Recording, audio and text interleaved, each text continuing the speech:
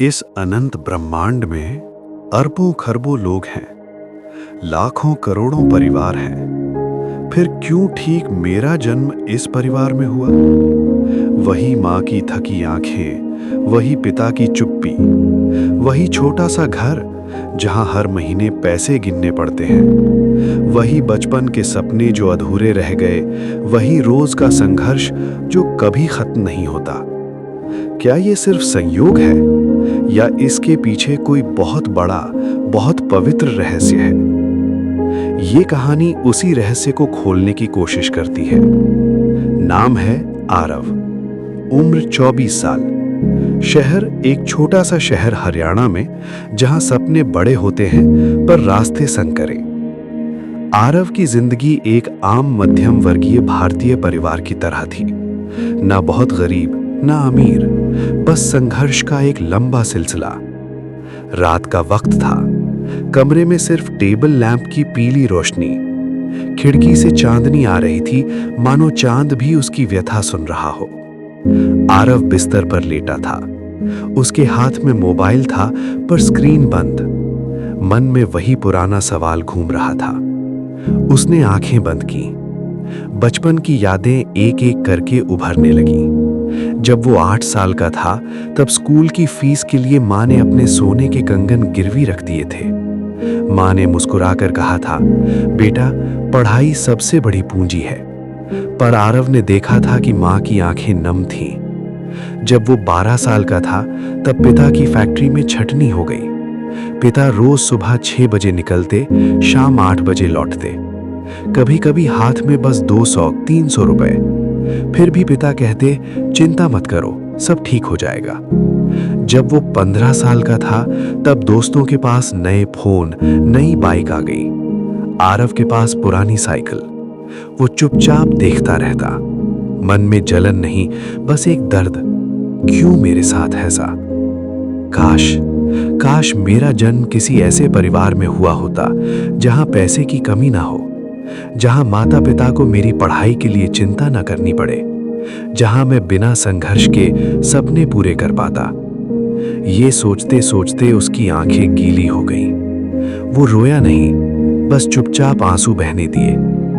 फिर नींद आ गई और नींद में एक बहुत लंबा, बहुत गहरा सपना शुरू हुआ। आरव खुद को एक अनंत श्वेत प्रकाश में पाया। कोई जमीन नहीं, कोई आकाश नहीं, बस शुद्ध प्रकाश। चारों ओर गहन शांति, न कोई शोर, न कोई दर्द, न कोई भय। तभी एक मधुर, गंभीर, करुणामयी आवाज गूंजी, आरव, मेरे बच्चे। आरव ने इधर उधर देखा। सामने प्रकाश का एक गोला था जो धीरे धीरे और तेज होता जा रहा था। क्या तुम सचमुच जानना चाहते हो कि तुम्हारा जन्म उसी परिवार में क्यों हुआ? आरव की आवाज कांप रही थी। हाँ, बहुत चाहता हूं। मुझे समझ नहीं आता, क्यों इतना कष्ट, क्यों इतना अभाव, क्यों मेरी जिंदगी इतनी मुश्किल? प्रकाश और अधिक चमक उठा। सुनो पुत्र, जन्म कोई संयोग नहीं है। हर आत्मा पृथ्वी पर आने से पहले अपने पूरे जीवन की योजना स्वयं बनाती है। सबसे पहले अपना परिवार चुनती है। तुमने भी चुना था। तुमने कई विकल्प देखे थे, अमीर परिवार, राजघराने, विदेशी सुख सुविधाएं, पर तुमने इन्हीं माता पिता को चुना था क्योंकि तुम्हारी आत्मा को ठीक यही चाहिए था। आरव स्तब्ध। मैंने चुना? पर क्यों? मैंने तो कभी इतना कष्ट नहीं मांगा था। तुमने मांगा था पर याद नहीं, क्योंकि आत्मा की भाषा अलग होती है। आत्मा सुख नहीं मांगती, विकास मांगती है, वृद्धि मांगती है, निखार मांगती है। अचानक दृश्य बदल गया। आरव खुद को एक विशाल, आकाश जैसी जगह में देख रहा था। चारों ओर अनगिनत आत्माएं, कुछ चमकदार, कुछ हल्की। हर आत्मा के सामने जीवन की राहें खुली थीं। कुछ में सोने की चमक, कुछ में कांटों भरी राह, कुछ में साधारण रास्ता। आवाज बोली, देखो तुम्हारे पिता को, युवा अवस्था में, गांव से शहर आए, नौकरी के चक्कर में कितने अपमान सहे, फिर भी कभी झुके नहीं, ईमानदारी से जीते रहे। तुम्हें धैर्य, अटल संकल्प और ईमानदारी सीखनी थी। इसलिए तुमने ऐसे पिता चुने जो चुपचाप सहन करना जानते हो, पर कभी हार ना माने। फिर दृश्य बदला। माँ का चेहरा, रसोई में खड़ी, चूल्हे के सामने। हाथ जल गए पर मुस्कान नहीं गई, कभी शिकायत नहीं की। तुम्हें करुणा, त्याग, निस्वार्थ प्रेम और सहनशीलता सीखनी थी। इसलिए तुमने ऐसी माँ चुनी जो दुख में भी दूसरों को खुश रखना जानती हो। फिर घर का दृश्य, छोटा सा कमरा, दीवारों पर दरारें, पर उस घर में संस्कार थे, ईमानदारी थी, परिवार का प्यार था। अगर तुम्हें सब कुछ आसानी से मिल जाता तो तुम कभी संघर्ष को नहीं समझते, तुम कभी मूल्यों को नहीं निभाते, तुम कभी आत्मनिर्भर नहीं बनते। तुम्हें अभाव में भी सपने जीवित रखने थे, तुम्हें गरीबी में भी सम्मान बनाए रखना था। आरव की आंखें भर आईं, आवाज और गहरी हुई।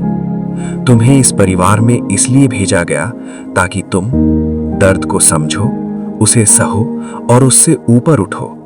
अभाव में भी ईमानदारी न छोड़ो, झूठ, धोखा, चालाकी से दूर रहो। अपने माता पिता के अधूरे सपनों को पूरा करो, अपने छोटे भाई बहनों को बेहतर जिंदगी दो, आने वाली पीढ़ी का भाग्य बदलो। तुम उस वंश की वो पहली किरण बनो जो अंधेरे को चीर दे। अब दृश्य और विस्तार से खुलने लगा। आरव ने खुद को बचपन में देखा, स्कूल जाते वक्त पिता की साइकिल पर पीछे बैठा। पिता कहते, बेटा मेहनत से सब मिलता है।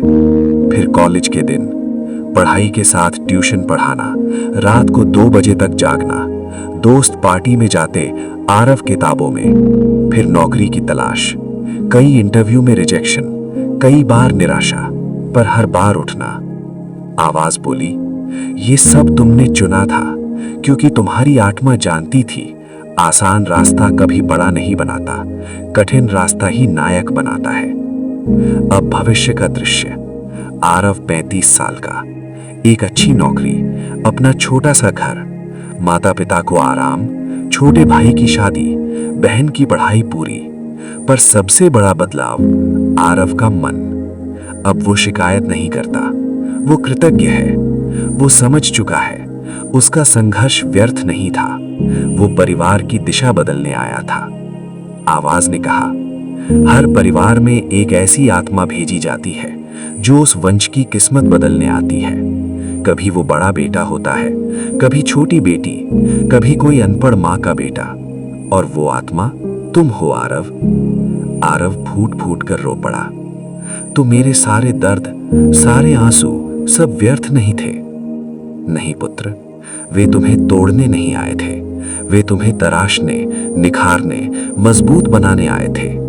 जैसे सोना आग में तपकर चमकता है, वैसे ही तुम्हारी आत्मा संघर्ष में चमकी है।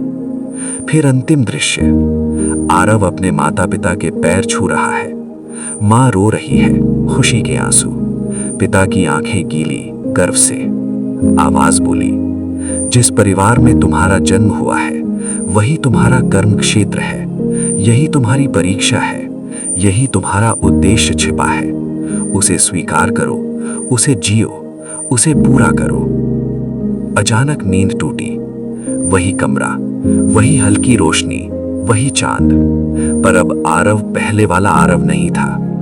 उसने उठकर माता पिता के कमरे की ओर कदम बढ़ाए। दरवाजा खुला था।